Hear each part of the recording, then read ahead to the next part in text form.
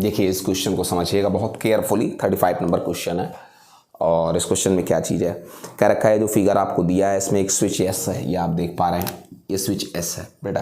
फिर क्या चीज़ कह रखा है कि इसमें 3 कैपेसिटर्स हैं जिनके कैपेसिटेंस आपको डिक्लेयर कर रहा है C1, C2, C3 और एक बैटरी सेल मान लीजिए V वोल्ट से, ठीक है। फिर क्या कह रखा है कि इसमें देखें, कह रखा है कि अगर इस वाले S को अगर इस तरफ अटैच करा दें, इसको अगर इससे अटैच करा दें मतलब लेफ्ट साइड, तो ये सर्किट कंप्लीट हो जाएगा।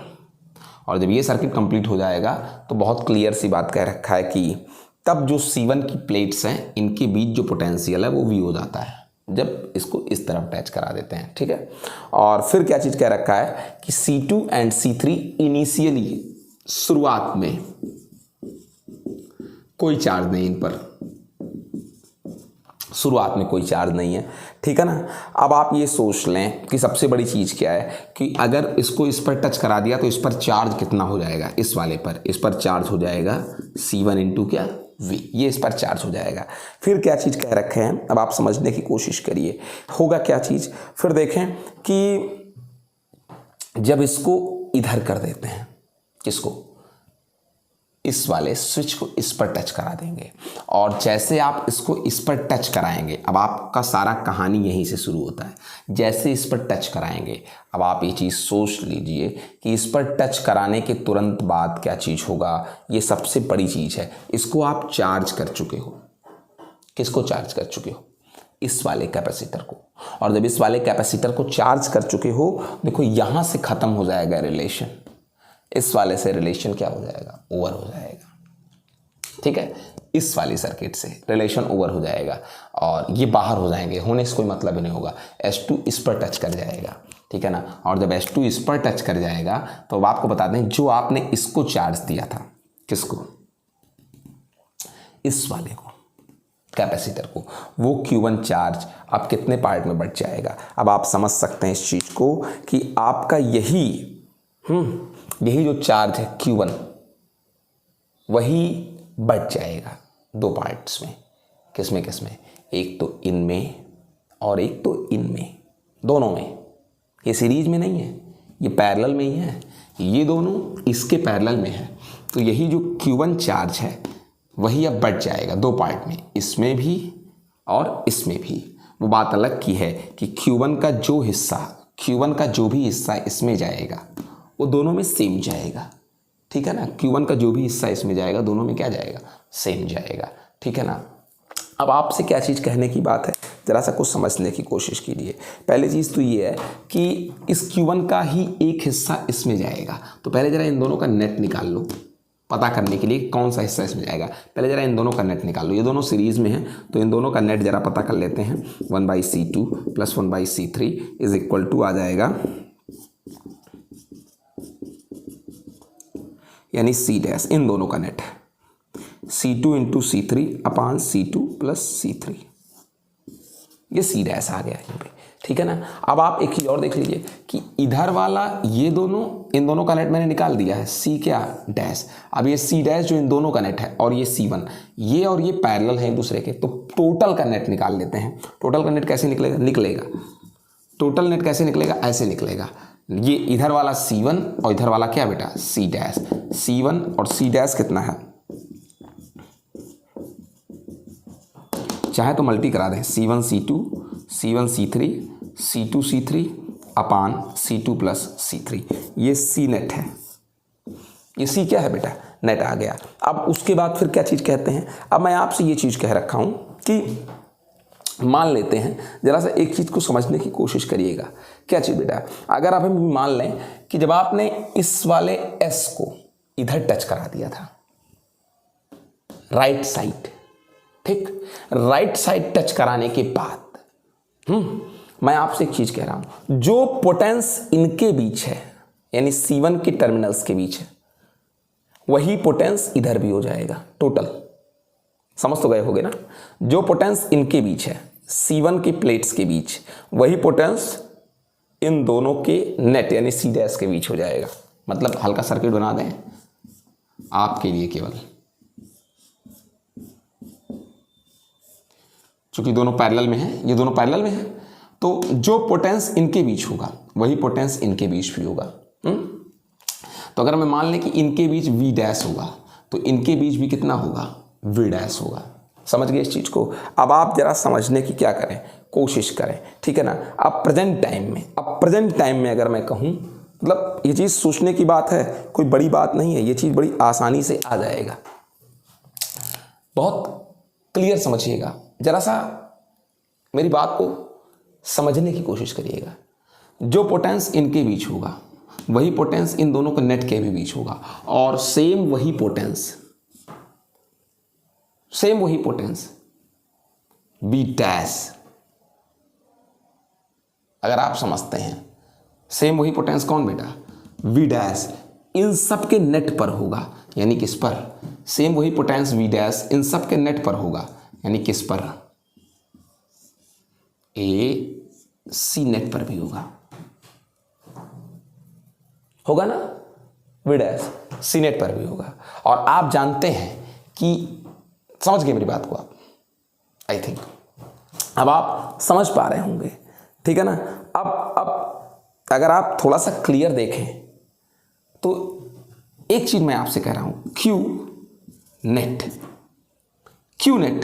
अब इस समय कितना होगा, सी नेट मल्टी वी क्या डैश, ये क्यू नेट है, Q net C net multi क्या वी डैश। सी नेट आपकी आंखों के सामने है, C1 C2 C1 C3 C2 C3 अपान C2 प्लस C3 और मल्टी क्या वी डैश। अब आपसे एक चीज मैं यहीं पर और भी कहना चाहूंगा।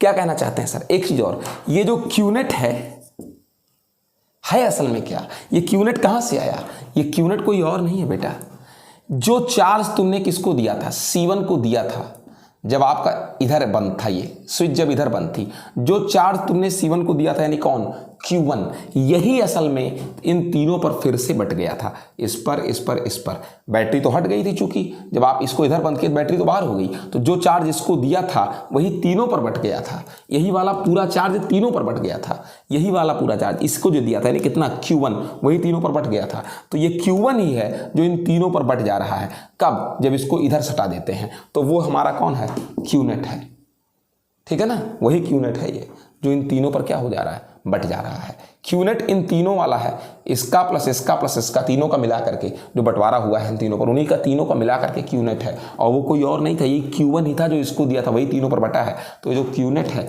वो असल में Q1 के बराबर है, ठीक है ना, Q के बराबर है, Q1 के बराबर है।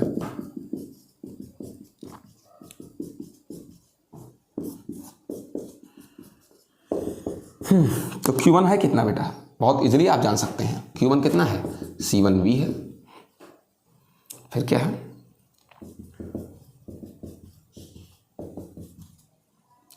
C3 C2 हैं, I am sorry, C1 C2 C1 C3 और C2 C3 C2 C3 अपान C2 C3 और मल्टी वी डैश, मल्टी क्या है, वी डैश, ठीक है। अब यहाँ से अब देखिए, कुछ बातें बहुत इजी होती हैं, इनको निकालना भी बहुत ही क्या होता है, इजी होता है, लेकिन बस फर्जी लोग क्या रहते हैं, परेशान रहते हैं। देखिए, आइए जरा सा निकालने की कोशिश करते हैं, हल्का सा मेहनत करनी पड़ेगी।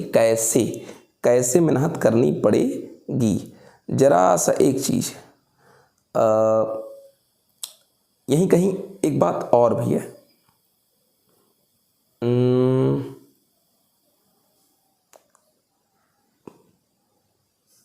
यहीं कहीं एक बात और भी है, क्या चीज़ है, तो आपने सब कुछ रखते चले गए, आप Q1 भी हो गया, तो बचा क्या चीज़, आइए देखता हूँ, उसको डिलीट करता हूँ तब बताता हूँ, ठीक है। अब आगे देखिए बेटा, ठीक है, जरा आगे देखिए, आइए भैया आगे देखिए, Q1 बराबर क्या बेटा, C1V, Q1 बराबर क्या, C1V, आइए, ठीक है, C1 C2 C1 C3 C2 C3 अपान C2 प्लस C3। यहाँ से बेटा ये हो गया, और मल्टी क्या, V डैश, जरा यहाँ से V डैश निकालते हैं। V डैश कैसे निकलेगा, बहुत ध्यान से, इसी का इससे मल्टी करा दो, C1 C2 प्लस C3, इसको इधर भेज दिया, और ये V ऑलरेडी है, and upon C1 C2 C1 C3 C2 C3। ठीक है, अब समझ गए इस चीज को, ये नया पोटेंस है, ये नया पोटेंस है। कौन वाला पोटेंस है, ये जो पोटेंस है अभी जब बना के दिखाया था, ये पोटेंस इनके बीच है, C1 के बीच, और अभी बना के दिखाया था C डैश के बीच। C डैश क्या था, C डैश क्या था, सबको पता है, C2 एंड C3 का क्या था बेटा, C2 एंड C3 का क्या है, रिजल्टेंट है, तो इनके बीच है V डैश।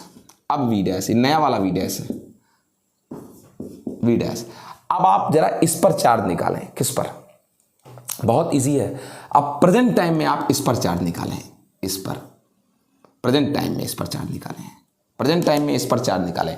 वही चार्ज Q1 बराबर C1V जो पहले अकेले इस पर था, तीनों पर बट गया था ना, तीनों पर बट गया था। अब तो जरा अब निकालें कि प्रेजेंट टाइम में इन पर चार्ज कितना बचा और बाकी कितना चार्ज इस पर चला गया। सबको पता है कि जो चार्ज एक ऑब्जेक्ट पर होता है, जब दो लोगों को पैरेलल में ऐड कर देते हैं तो अधिक वाले पर से कुछ चार्ज इस पर जाता है ना बेटा, कुछ चार्ज तो जाता है ना, वही निकालते हैं कितना चार्ज गया। कैसे पता लगेगा, आपको बताते हैं। प्रेजेंट टाइम में जरा चार्ज निकालो, प्रेजेंट टाइम में चार्ज निकालो, किसका, इनका, प्रेजेंट टाइम में चार्ज निकालिए, कैसे निकलेगा, देखिए कैसे निकलेगा। प्रेजेंट टाइम में कैसे निकलेगा चार्ज, किस वाले का, C1 वाले का, बहुत आसान से, Q1 बराबर प्रेजेंट टाइम मान लेते हैं, Q1 क्या डैश मान लेते हैं, प्रेजेंट टाइम में इनका चार्ज मान लेते हैं Q1 डैश, ऐड करने के बाद C1 into V dash, C1 into V dash तो लिखा ही है आपके आँख के सामने।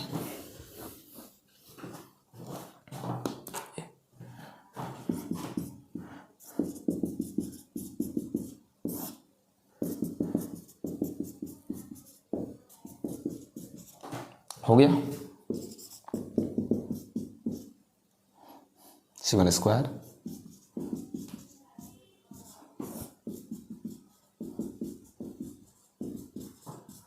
ये प्रेजेंट टाइम में चार्ज है, Q1 क्या डैश, ये प्रेजेंट टाइम में चार्ज है, Q1 डैश। समझ गए पूरी बात को, आई थिंक आप लोग इसको समझ पाए होंगे। अब फिर देख लीजिए, अब सर कितना चार्ज, अब देखिए इन पर कितना चार्ज है ये भी सोचना पड़ेगा, कितना चार्ज इन पर है यही बताना है बेटा, ठीक है ना। इन पर कितना चार्ज है मैं बताऊं, दोनों पर सेम चार्ज होगा, और जो दोनों पर सेम चार्ज होगा वो कैसे निकलेगा, सिंपली निकल जाएगा। कैसे भैया, पहले इनका चार्ज कितना था, Q1 था, अब इसमें से अब इनका चार्ज थोड़ा घट गया है, इनका चार्ज थोड़ा घट गया है, चूंकि इन्हीं में से कुछ चार्ज इस पर चला गया है, तो कितना घट गया है कि पहले Q1 था, अब इनका चार्ज रह कितना गया, Q1 डैश, तो मान लीजिए पहले 10 कूलाम थे, अब 5 कूलाम रह गए, तो 5 ही तो इन पर गया, तो इन पर जितना गया वो कैसे निकलेगा, इनके पहले वाले चार्ज में से अब वाला चार्ज क्या कर दीजिए, माइनस कर दीजिए, और फट से आ जाएगा। यानी कितना चार्ज इन दोनों पर है उसको मान लेते हैं Q2 और Q3, और सेम होगा चूंकि दोनों सीरीज में है, तो कैसे निकलेगा, Q2 बराबर Q3 कैसे निकलेगा, Q1 में से घटा दीजिए, Q1 क्या डैश, वो फट से निकल जाएगा, ठीक है ना। और Q1 आपकी आंखों के सामने है क्या, C1V, घटा दीजिए, Q1 डैश कितना है, ये है क्या, C1 square C2 plus C3 multi V अपान C1 C2 C2 C3 C1 C3 C2 C3, ठीक है ना। घटा दीजिए, कैसे घटाएंगे, आसान है, जैसे भी घटा पाइए, कोई बड़ी बात थोड़ी नहीं है, बहुत बड़ी बात नहीं है घटाने के लिए। सर कैसे घटाएंगे, आप देख लीजिए, बहुत सिंपल सी बात है कि घटाने के लिए थोड़ी मेहनत करनी पड़ेगी। ऐसे इस पूरे का मल्टी कराना पड़ेगा इससे, और जब इस पूरे का मल्टी इससे कराएंगे और फिर अंदर ढकेलेंगे किसको, C1 स्क्वायर को C2 के साथ, C1 स्क्वायर को C3 के साथ, फिर V के साथ मल्टी कराएंगे, तब जो आंसर आएगा, तब क्या आंसर आएगा, तब Q2 और Q3 मिल जाएंगे। और पता है कितना आएगा, Q2 बराबर Q3 पता है कितना आएगा, ये आंसर आएगा C1 C2 C3 V।